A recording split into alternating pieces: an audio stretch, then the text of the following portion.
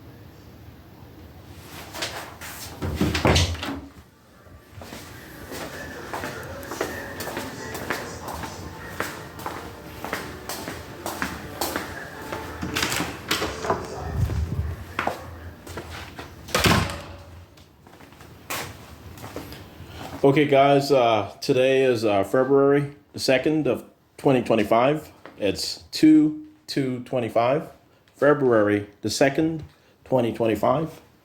And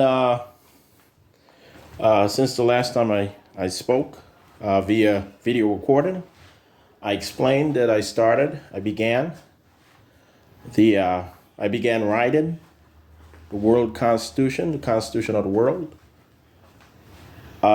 Over the past 5 days or so, I've written up to 30 pages. Right now, I am at page 30 of the World Constitution. I have an additional, maybe, I would say 25 to 30 pages left, possibly 35 pages left.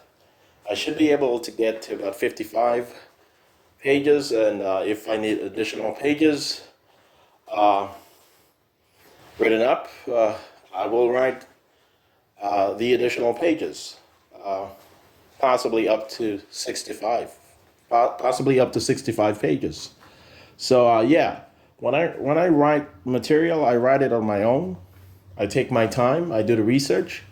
I have everything that I do need. By the time I do get the contract to actually author these documents, I have everything that I need when it comes to law books, and when it comes to historical documents, when it comes to congressional bills, and so forth. Obviously, the Constitution of the United States and other constitutions are available in public databases, so therefore it's easy for me to pull up. Literally, it's easy for me to literally, go on the internet and just look up the Constitution of the United States naturally, or the constitutional documents of the United Kingdom of Great Britain, or the Constitution of Canada, blah, blah, blah, blah, blah. It's easy for me to be able to do that, or anyone else, obviously. But I do have everything that I need, everything that I've memorized over the past, 25 years or so. Over the past, 30 years, actually.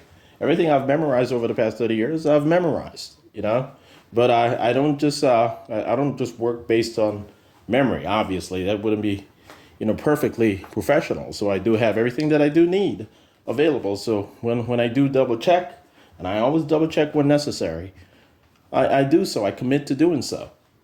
All right. So I should be done with the world constitution within, I would say, a week and a half, possibly 2 weeks, and then I might start, working on the Constitution of the Americas. I'm gonna have one of my laptops available with me here at this particular house of mine. So I will be able to, a highly functional and adapted laptop, meaning I wouldn't have to worry about, memory space or, things of that nature.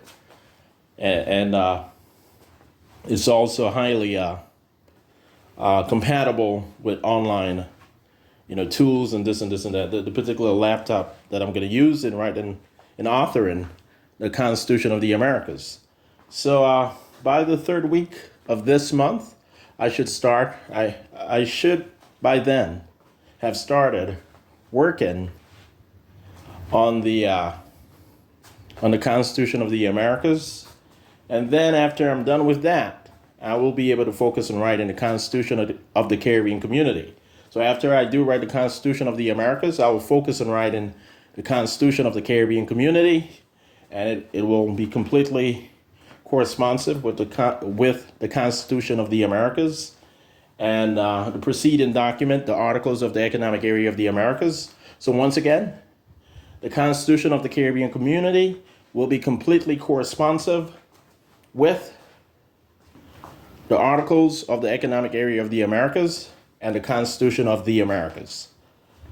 And there shouldn't be any sort of ambiguity, any sort of conflict, and certainly the Constitution of the Caribbean Community will make clear that all of the member states of the Caribbean Community will remain full and functional member states of the Americas, the Economic Area of the Americas, and then the Union of the Americas.